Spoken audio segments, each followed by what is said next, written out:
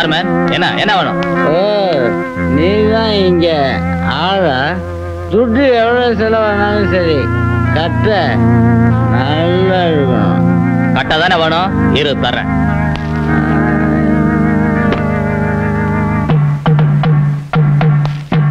பாத்தியாப்பா, இது நல்ல கட்டை. இதால எத்தனையோ பேர் அடிச்சிருக்கேன், ஆனா உடையல. ஏண்டா டேய், இன்ஸ்பெக்டர் வீட்டுக்குள்ளே வந்து பொண்ணு இருக்குதான்னு கேட்கிற அளவுக்கு உனக்கு தைரியம் வந்துச்சா? அவ்வளவு கொழுப்பா உனக்கு? இனிமே யாரும் போய் கதவை தட்டியா போவியாடாங்க? கேப்பியா இனிமே அந்த மாதிரி? அடிக்காதீங்க, விட்டுடுங்க, அவன் குடிச்சிருக்காங்க. இவனை எப்படியே விட்டோம்னா எல்லாரும் விட்டு கதவையும் போய் தட்டுவான். டேய் எழுதுறா. நீ ரிக்ஷா கோன்சாமி மர்மம் தானே?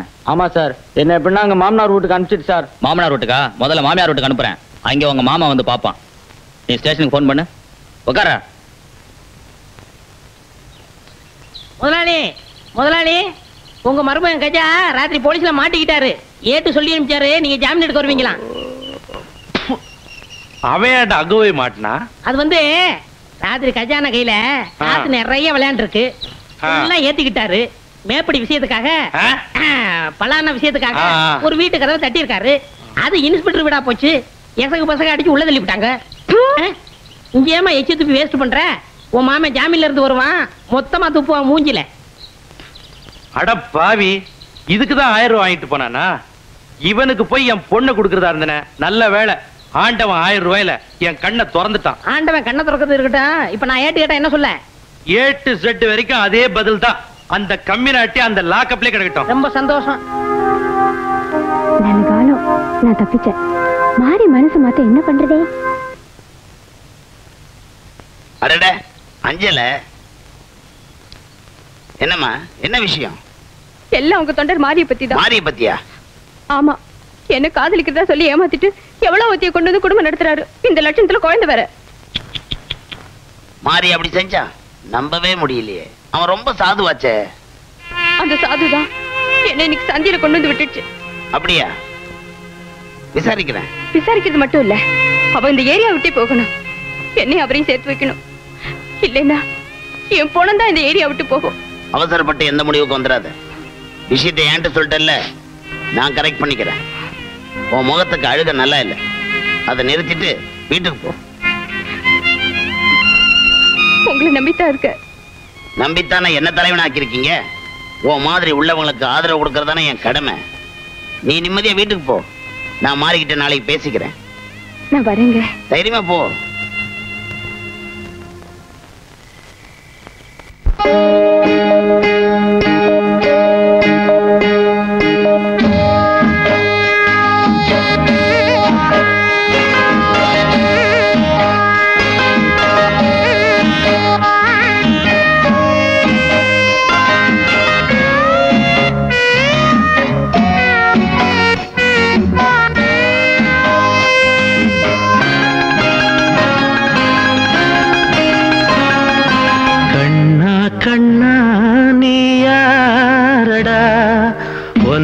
பெத்த தாயாரடா நீ யார் வீட்டில் பூத்த ரோசா பூ உத்தம பத்தினி பெத்தெடுத்த சத்திய புத்திரனோ இல்ல தப்பிதம் பண்ணிய பேர்களுக்கு தப்பி பிறந்தவனோ கண்ணா கண்ணா நீ யாரடா உன்னை பெத்த தாயாரடா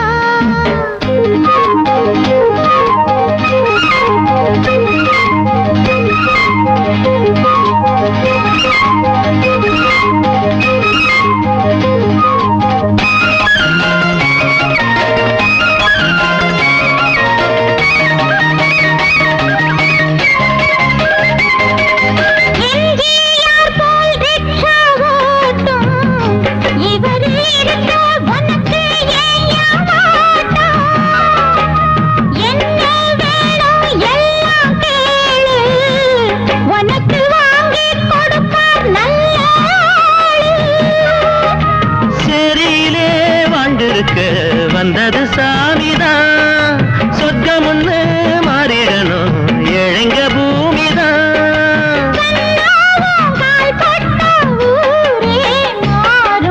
மன்னவன் நீ இந்த தேசத்துக்கு மந்திரி ஆயிடணும் இந்த பொன்மன செம்மல போலவேதான் நன்மைகள் பண்ணிடணும். கண்ணா கண்ணா நீ யாரடா, உன்னை பெத்த தாயாரடா, நீ யார் வீட்டில் பூத்த ரோசா பூ. உத்தம பத்தினி பெத்தெடுத்த சத்திய புத்திரனும் இல்ல தப்பிதம் பண்ணிய பேர்களுக்கு தப்பி பிறந்தவனோ.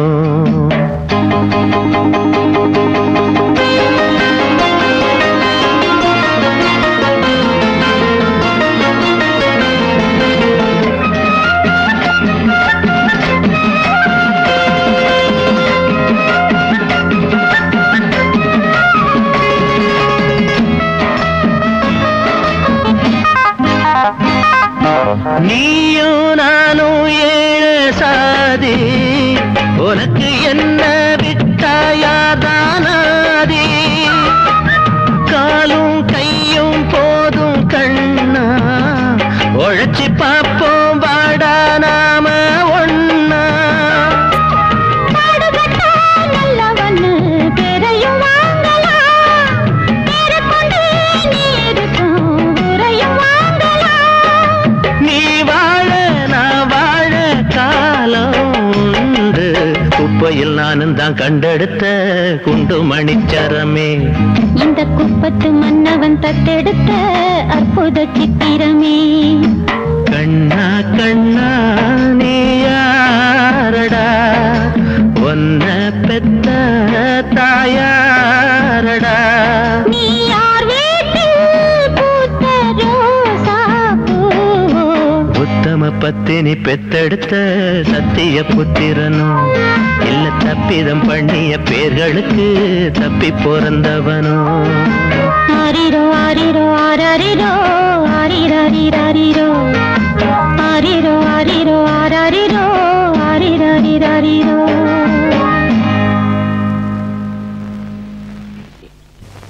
இது வரைக்கும் எவ்வளவு பேர் எனக்கு எடுத்து சொல்லியும் நான் அதை கேட்கல. ஆனா நேத்திக்கு அந்த பொண்ணு யாரு, அஞ்சல, அவ என்கிட்ட வந்து அழுது புலம்புனதுக்கு அப்புறம் அதை கேட்காம இருக்க முடியல. அவ ஒரு உலகம் தெரியாத பொண்ணு சார். விவரம் என்னன்னு தெரிஞ்சுக்காம ஆத்திரப்பட்டு அவசரப்பட்டு பேசிட்டு போயிட்டான்.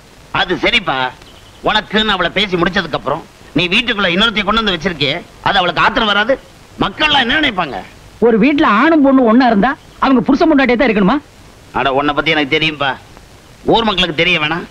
ஏற்கனவே நம்ம கட்சியில ஒரே சலசலப்பு. அட ஊர் கிடக்கட்டுங்க, எவனோ ஒரு அயோக்கிய குழந்தை பெத்து பாசம் இல்லாம நடுத்தரவுல போட்டு போயிட்டான். எல்லாரும் கல்வி தான் பட்டுச்சு, யாருமே தூக்கல. நான் தூக்கிட்டு வந்து வளர்க்கறேன். இது தப்புங்களா? தப்பு இல்லதான், இருந்தாலும் அது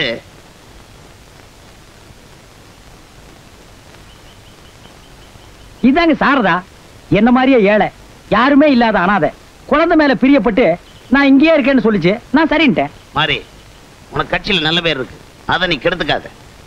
பேசாம குழந்தையும் அந்த பொண்ணையும் அனாதை ஆசிரமத்துல சேர்த்துரு. முத என் வீட்டுக்கு வந்திருக்கீங்க, ஒரு டம்ளர் மோர் சாப்பிட்டு போங்க. ஒரு பஞ்சாயத்தை பைசல் பண்ணேன்னு நான் நினைச்சேன், ஆனா அது பாதியிலே நின்னு போச்சு. கணக்க தீர்த்துட்டு வர, மோர் அப்புறம் குடிச்சுக்கிறேன்.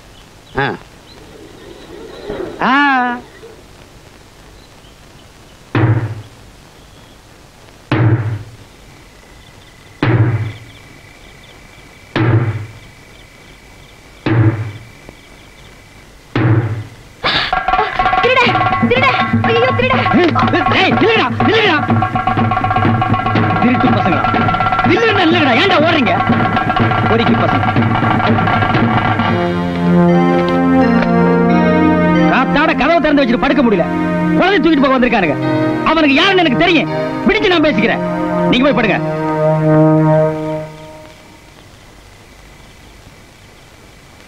எவனா இருந்தா எனக்கு என்ன?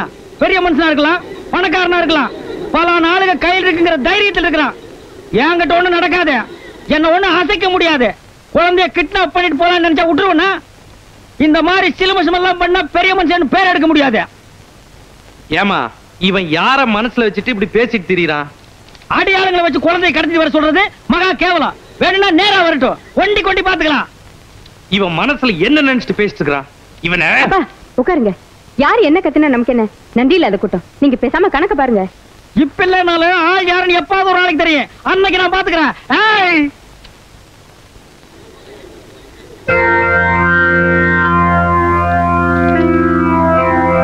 சி டேய் கஜா உன் ஆள்காட்டி வேலையெல்லாம் என்கிட்டயே வச்சுக்க ஆரம்பிச்சிட்டியா?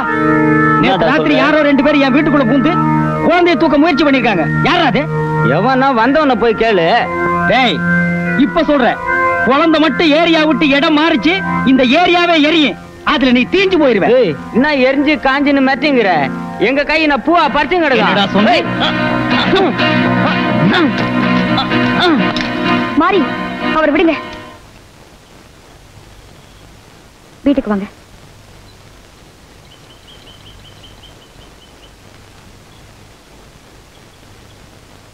குழந்தைய நான் வளர்க்கிறேன், என்னமோ பண்றேன். இவனுக்கு என்ன? மாமனும் மருமகனும் சேர்ந்து என்கிட்ட விளையாட்டு காட்டுறானுங்களா? நல்ல காலம் நீ வந்துட்ட, இல்ல இவனுங்களை பீஸ் பீஸ் ஆக்கி இருப்பேன். இவனுக்கு இப்ப என்ன, நாளைக்கு நான் பேசிக்கிறேன். நீங்க கண்ட ஆளுங்களோட சண்டை போடுறதுல அர்த்தமே இல்ல. குழந்தைய யார் தூக்கிட்டு போக முயற்சி பண்ணாங்கன்னு எனக்கு தெரியும். தெரியுமா? இனிமேலும் இந்த குழந்தை யாருங்கிறத நான் மறைச்சு வைக்கிறது தப்பு, சொல்லிடுறேன். அப்போ இந்த குழந்தை யாருன்னு உனக்கு முதல்லயே தெரியும்? யாருமே இல்லாம அனாதையா இருந்த எனக்கு என் தோழி வசந்தி தான் என்னை காப்பாத்தினா. நானும் அவளும் ஒரே ஹாஸ்டல்ல ஒரே ரூம்ல தான் தங்கியிருந்தோம். என் பிரியமுள்ள சாரதா, படிப்பு முடிக்காம எதுக்காக பிரசவ ஆஸ்பத்திரியில மிட்வைஃபா சேர்ந்த? வசந்தி, 50,000 1 லட்சம் வரதட்சணையா கொடுத்து ஒருத்தருக்கு வைஃபா போறதை விட ஆஸ்பத்திரியில கொடுக்கிற 400 ரூபாய்க்கு மிட்வைஃபா போறது எவ்வளவோ. Very good very good. அது சரி, அப்படி சேர்றதுக்கு இப்ப என்ன அவசரம்? படிச்சு முடிச்சதோ இந்த வேலை கிடைக்குதோ என்னமோ, அதான் கிடைச்சதும் ஜாயின் பண்ணிட்டேன். அடி பைத்தியமே, இதுக்கு நீ அவசரப்பட்டிருக்கவே வேண்டாம். நம்ம நாட்டுல இந்த வேலை எப்ப வேணாலும் கிடைக்குமே. எப்படி சொல்ற? நம்ம ஜனங்க நாளுக்கு நாள் பெருகிக்கிட்டு போறத பார்த்தா இனிமே நம்ம நாட்டுல பிரசவ ஆஸ்பத்திரிங்க தான் அதிகமா கட்டுவாங்க போல இருக்கு. ரொம்ப கரெக்ட். இந்த பர்த் கண்ட்ரோல கண்ட்ரோல் பண்றது நம்ம நாட்டுல கொஞ்சம் கஷ்டம்தான். அதனாலதான் அந்த பர்த்தே வேண்டாம்னு நான் கல்யாணம் பண்ணிக்க போறதே இல்ல. இப்படிப்பட்டவங்களுக்கு தான் சீக்கிரம் கல்யாணம் நடக்கும். எவகிட்டயாவது மாட்டிக்கிட்டு நீ அவஸ்தைப்பட போற. பாக்கலாமா? பாத்துக்கிட்டே இரு. உன் முதல் பிரசவத்தை நான் தான் பார்க்க போறேன். நல்லா கல்யாணம் வேணாம் சொல்றேன்ல, அப்புறம் என்ன பிரசவம் கிசவம் பேசிட்டு இருக்க? இப்படி பேசுறவங்களை நான் நிறைய பேரை பாத்திருக்கேன். முதல்ல அவங்க தான் கல்யாணம் பண்ணிக்குவாங்க. ஏ சாரதா, இந்த மாதிரி பேசினா எனக்கு ரொம்ப கோவம் வரும். கோவம் வந்தா என்ன செய்வீங்களா? என்ன செய்வேனா? உன்ன நிஜமா பயந்துட்டியா? Sharada Sharada. Excuse me, Anuradha Ramanan books மொத்த கலெக்ஷன் இருக்கா? ஒரு சிலது இருக்கு, பாக்கி எல்லாம் வெளியே போயிருக்கு. சிவசங்கரி நாவல் வெட்கம் கெட்டவர்கள் மட்டும்தான் இருக்கு. சரி, அந்த வெட்கம் கெட்டவர்கள் கொடுங்க, எப்படி கேட்டாங்கன்னு படிச்சு பார்க்கலாம். இந்தாங்க. ஹலோ துரை சார், சௌக்கியமா? டி சாரதா சார், துரைக்கண்ணன்னு தலைவர், பெரிய பேச்சாளர். வணக்கம். என்ன சார் லைப்ரரி பக்கம்? மக்களை காப்பாத்துறதுக்கு பழைய தலைவர்கள் ஏதாவது எழுதி வச்சிருக்காங்களான்னு பார்க்க வந்தேன். மக்களை நீங்க எங்க சார் காப்பாத்துறீங்க? அரிசி, கோதுமை, கத்திரிக்காய், டொமேட்டோ, வெங்காயம், பச்சை மிளகாய் அதெல்லாம் தானா விளைஞ்சு காப்பாத்துது. ஆனா மீட்டிங்ல மட்டும் நீங்க ஜனங்களை பார்த்து டேபிள குத்தி குத்தி நான் தான் காப்பாத்துறேன்னு சொல்லிட்டு இருக்கீங்க. வெரி குட், புத்திசாலித்தனமா பேசுற. ஆனா பேசும்போது கொஞ்சம் பொடி வச்சு பேசுற, அது எனக்கு ரொம்ப பிடிக்கும். You are a clever girl. வாடி போலாம். இருடி சார், அடுத்த மீட்டிங் நீ தான் சொல்லணும். ஐயோ, நான் நம்ம மீட்டிங் பத்தி கேட்கல, பப்ளிக் மீட்டிங் பத்தி கேட்டேன். ஓ அதுவா? நாளைக்கு 6:30க்கு பீச்ல இருக்கு. நான் ஒரு 9 மணிக்கு தான் வருவேன். பரவாயில்ல சார், நான் வெயிட் பண்ணிட்டு இருப்பேன். உங்க பேச்சுனா எனக்கு ரொம்ப பிடிக்கும். ஆஹா, உன் பேச்சும் எனக்கு ரொம்ப பிடிச்சிருக்கு. Okay sir, see you. Bye. பாடி.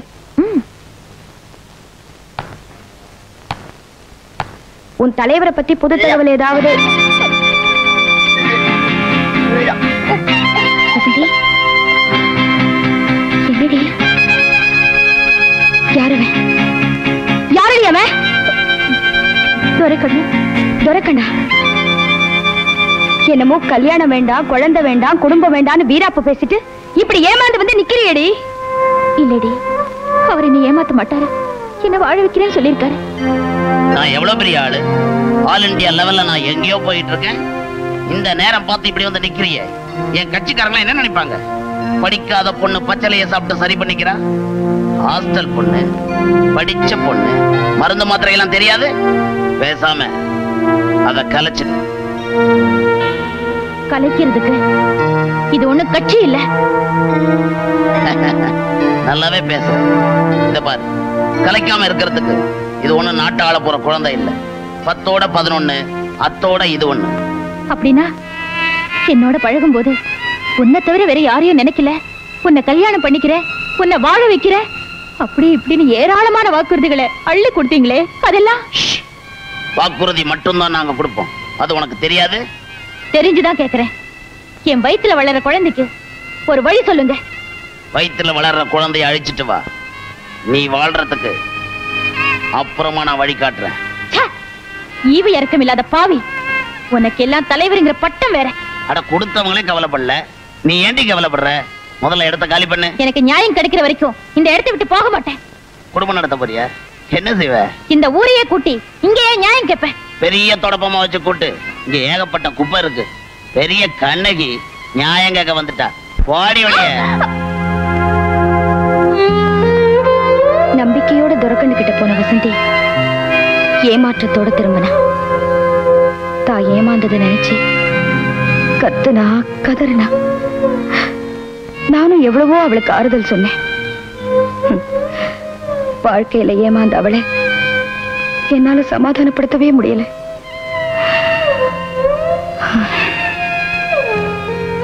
பட்டாம்பூச்சி போல இருந்த என் வசந்தி பட்டமரம் போல ஆயிட்டோம்.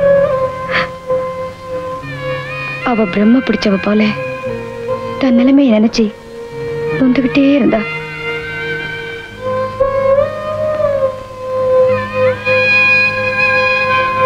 ஒரு நாள் அவ தன்னை அழிச்சுக்கவும் முயற்சி பண்ணா.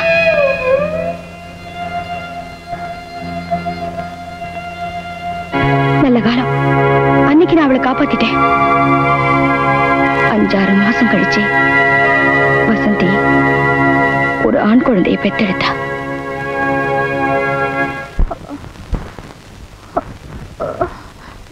சாரதா, நான் இனிமே பொழைக்க மாட்டேன். நான் போய் டாக்டரை கூட்டிட்டு வரேன். வசந்தி, வேண்டாம் சாரதா, வீணா என்னை காப்பாற்ற முயற்சி பண்ணாதே. எனக்கு ஒரு உதவி செய்வியா? சொல்லுமா. என் குழந்தை அனாதை ஆயிடக்கூடாது. என் குழந்தைய அவர் தன் குழந்தையா ஏத்துக்கணும். செய்வியா? செய்யறேம்மா. வசந்தி, உன்னை நம்பிதான் வசந்தி.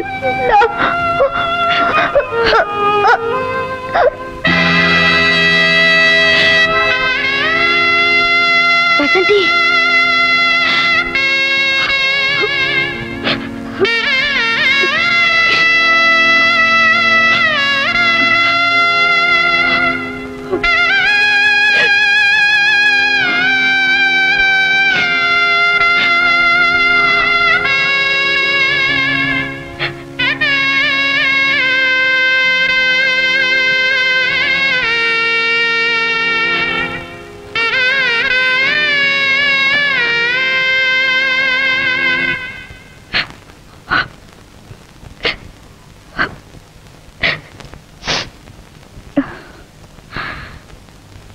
என் தோழியோட கடைசி ஆசை நிறைவேற்றணுங்கிறதுக்காக